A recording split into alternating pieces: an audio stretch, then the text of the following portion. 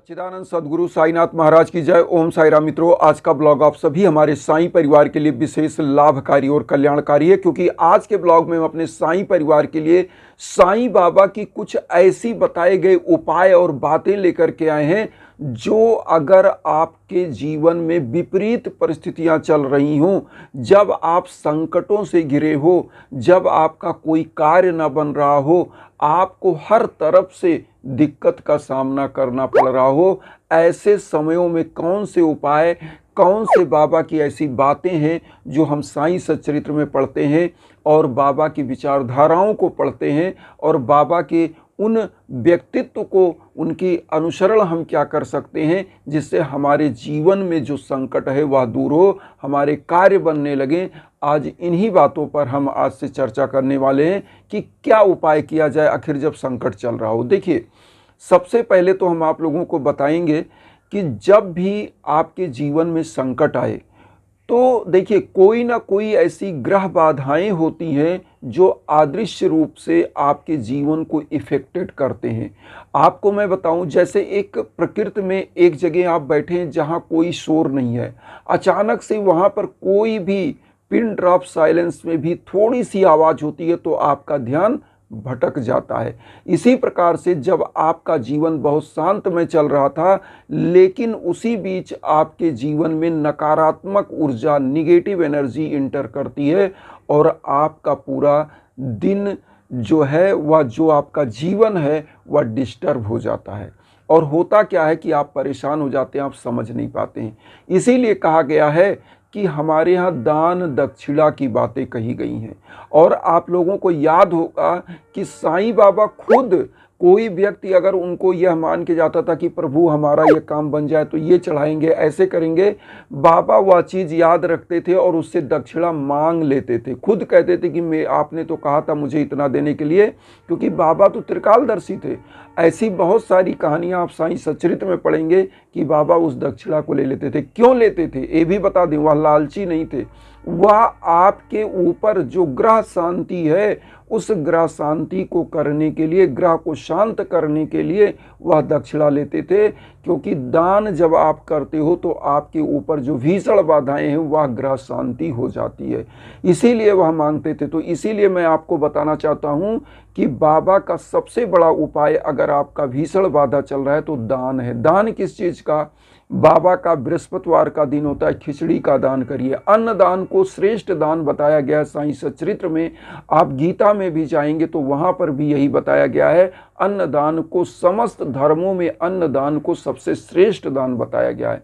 ऐसे समयों में जब आपकी ग्रह बाधाएं चल रही हो, विपरीत दशा चल रही हो, तो आपको अन्नदान आप जैसे बाबा का खिचड़ी है वह कर सकते हैं, या समस्त अन्न जो रॉ मटेरियल्स होते हैं, कच्चे अन्न जैसे चावल, दाल, उसके बाद नमक, हल्दी, इन सभी चीज़ों का दान कर देना चाहिए। ऐसे समयों में जब आपकी विपरीत परिस्थितियां चल रही हों, आपके घर में धन की कमी हो, आपके घर में निरंतर लड़ाई झगड़े का, कलह का माहौल चल रहा हो, तो आपको हर हफ्ते कुछ अन्नदान निकालना चाहिए और प्रभु के सम्मुख निकालिए।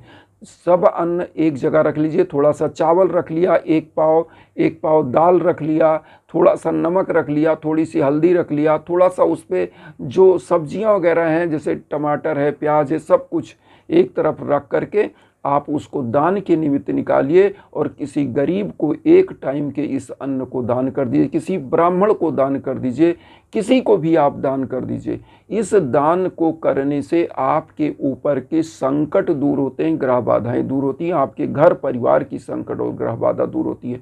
जो व्यक्ति बीमार चल रहा हो उसको इस अन्न को छुआ करके बाबा के श्री चरणों में डाल दें और उसके बाद किसी को दान कर दें, उसका रोग दोष दूर हो जाता है, क्योंकि उसके संकट दूर हो जाते हैं। इसी प्रकार से अब आते हैं पूजा पाठ। जब भी आपके जीवन में भीषण बाधाएं चल रही हो तो बाबा की एक बातें जरूर याद रखिएगा। बाबा का 11 वचन मैं आपको बता दूं। बाबा ने खुद कहा है कि मुझे सदा जीवित ही जानो, अनुभव करो, सत्य पहचानो। 11 वचन की एक पंक्ति है, पूरी पंक्तियां मैं बता दूं 11 वचन, फिर मैं आगे बताता हूं। बाबा ने कहा जो शिरडी में आएगा आपत दूर भगाएगा, चढ़े समाधि की सीढ़ी पर, पैर तले दुख की पीढ़ी पर, त्याग शरीर चला जाऊंगा, भक्त हेतु दौड़ा आऊंगा, मन में रखना दृढ़ विश्वास, करे समाधि पूरी आस, मुझे सदा जीवित ही जानूं, अनुभव करो सत्य पहचानूं, मेरी शरण आ खाली जाए हो तो कोई मुझे बताए, जैसा भाव रहा जिस जन का वैसा रूप हुआ मेरे मन का, भार तुम्हारा मुझ पर होगा, वचन न मेरा झूठा होगा, आ सहायता लो भरपूर, जो मांगा हुआ नहीं है दूर, मुझ में लीन वचन मन काया, उसका ऋण ना कभी चुकाया, धन्य धन्य वा भक्त अनंद, मेरी शरण तज लेना आनंद। तो बाबा ने कहते हैं कि उन्होंने जो कहा 11 वचन में कि मुझे हमेशा याद रखिए, मतलब इसीलिए कहा गया है कि कलयुग का है नाम अधारा, सुमिर सुमिर नर उतर ही पारा। कलयुग में नाम ही बहुत बड़ा है, इसीलिए पूजा पाठ की बात की गई है। पूजा में क्या करते हैं, भगवान का नाम ही तो जाप करते हैं। तो इसलिए आपने पूजा अगर कहीं कराया होगा तो संकल्प दिया जाता है। पूजा अगर किसी ब्राह्मण से कराते तो संकल्प होता है, उसमें स्वस्ति मंत्रों का वाचन होता है और जिस उद्देश्य से आप पूजा करा रहे हैं उन उद्देश्यों को वहाँ बोला जाता है। इसीलिए हम आप लोगों से जो बताते हैं यज्ञ याजन का, जब आपके जीवन में भीषण बाधा चल रही हो तो यज्ञ याजन जरूर कराना चाहिए। इतना आप ध्यान रखिए। क्यों कराना चाहिए? क्योंकि जब आपके ग्रह विपरीत चलते हैं तो आपके जीवन में उथल पुथल मच जाता है। आपके देखिए श्रेष्ठ व्यक्ति वही है, श्रेष्ठ मानव वही है जो हमेशा अपने प्रभु के श्री चरणों में अपनी व्यथा को लेकर जाए। मतलब जब भी जीवन में बाधाएं आए तो यज्ञ याजन हवन कराइए, प्रभु की पूजा खुद करिए, घर में एक दीप जलाइए। साईं बाबा का अगर हम लोग अनुसरण करें तो साईं बाबा खुद द्वारका माई में एक दीप जलाते थे, अपने गुरु को याद करते थे, प्रभु परमपिता परमेश्वर को याद करते थे। तो हम लोग क्यों नहीं कर सकते? एक धूनी जलाते थे। धूनी क्या था? यज्ञ का रूप था, जिसकी ऊदी आज हम लोग लेकर के लगाते हैं और हमारा जो कष्ट है वह दूर हो जाता है। इसीलिए यज्ञ याजन की बात हम करते हैं कि आपके नाम पर, आपकर गोत्र पर संकल्प होकर जब यज्ञ होता है, मंत्रों का जाप होकर यज्ञ होता है तो आपके जीवन की हर बाधा दूर होती है। इसीलिए जब आप देखे होंगे कि पूजा पाठ करवाते तो संकल्प होता है और उस संकल्प से आपको विकल्प मिल जाते हैं, क्योंकि आपके नाम के मंत्रों का जाप होता है, आपके नाम और गोत्र पर संकल्प होता है तो विकल्प मिलता ही मिलता है और साईं हमेशा आपके साथ होते हैं। तो ये हो गया दूसरा, पूजा पाठ। पूजा पाठ हमेशा बढ़ा देना चाहिए जब भी जीवन में कष्ट आए। अब तीसरी बातें यहाँ समझिए बाबा की। बाबा कहते हैं कि जब भी जीवन में कष्ट आए तो धैर्य को नहीं खोना है। इसीलिए लिखा है रामायण में तुलसीदास जी ने कि धीरज धर्म मित्र अरुणारी, आपत्ति काल परखिए चारी। धीरज, धैर्य, धर्म और आपके आपत्ति काल में ही आपके मित्र की, आपकी स्त्री की परीक्षा आपत्ति काल में होती है। जब आपत्ति काल चल रही हो तो धैर्य होना चाहिए, धीरज। इसीलिए धीरज धर्म मित्र अरुणारी, आपत्त काल परखिए चारी। इन चारों की परख आपत्ति काल में होती है, इसलिए धैर्य नहीं खोना चाहिए। अपने प्रभु के मार्ग पर चलते रहना चाहिए। बहुत सारे ऐसे आपको मिलेंगे कि साईं ये हैं, साईं ऐसे हैं, साईं वैसे हैं, या आप जिस भी ईश्वर की पूजा करते हैं उनमें भी कमियां निकालते हैं। बताइए, भगवान से भी बड़े, उन जो सदमार्ग पर चलने वाले लोग हैं उनसे भी बड़े लोग पैदा हो गए। एक दिन भी एक मंत्र का जाप नहीं करते, एक दिन अपने गुरु को नहीं याद करते, लेकिन उनके ऊपर छिद्रान्वेषण शुरू कर देते हैं, उनके ऊपर अंगुली उठाना शुरू कर देते हैं। इसलिए हम लोग तुच्छ प्राणी हैं, हमको किसी के ऊपर अंगुली नहीं उठाना है। हमको सदमार्ग पर अपनी ज्ञान से अपने अंदर जो अंधकार है उसको मिटाना है और ज्ञान के प्रकाश की ओर बढ़ना है। तो इसलिए हमेशा सदमार्ग पर चलिए, अपने किसी भी धैर्य को नहीं खोना है और हमेशा अपने प्रभु को याद रखना है। ये चीज़ें अगर आप जान गए, क्यों?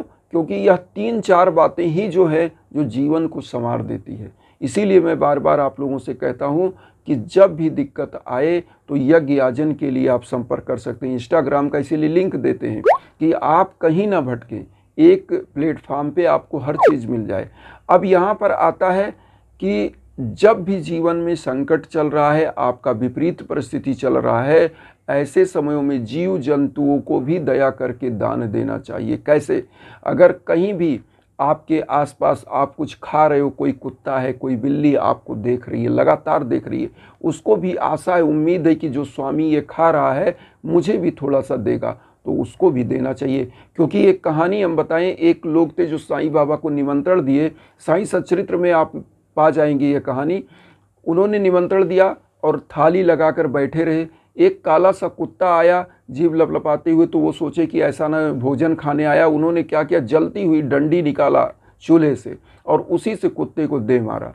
और साईं बाबा जब वो भोजन लगा के इंतजार करते रहे, साईं बाबा नहीं आए, तो वो जब गए साईं बाबा से द्वारका माई में मिलने, तो उन्होंने कहा बाबा आप आए नहीं, कल मैंने बुलाया था। बाबा ने कहा मैं आया था, लेकिन आपने तो मुझे जलती डंडी से मार के भगा दिया।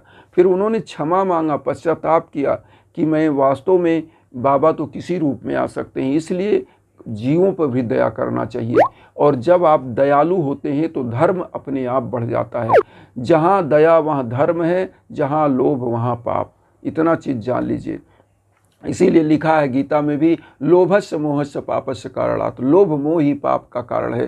तो लोभ और मोह से भी ऊपर उठना है और अपने जो सदमार्ग है, जो पूजा पाठ है, जो धर्म है, उस पर हमेशा आपको धैर्य के साथ चलना है। इसीलिए साईं की इन बातों को अगर आप ध्यान करते हैं तो निश्चित मेरा दावा है कि आपकी ज़िंदगी में शांति आएगा, सुकून आएगा और आपका हर कार्य बनेगा। इन्हीं भावनाओं के साथ एक चीज़ कहेंगे कि वसुधैव कुटुंबकम की जो भावना हम लेकर चल रहे हैं, उसमें आप चैनल को सब्सक्राइब करके अपना आशीर्वाद दीजिए और उन साईं परिवारों तक वीडियो को ज़रूर शेयर करिए जो किन्हीं कारणों से कष्ट में, दुख में।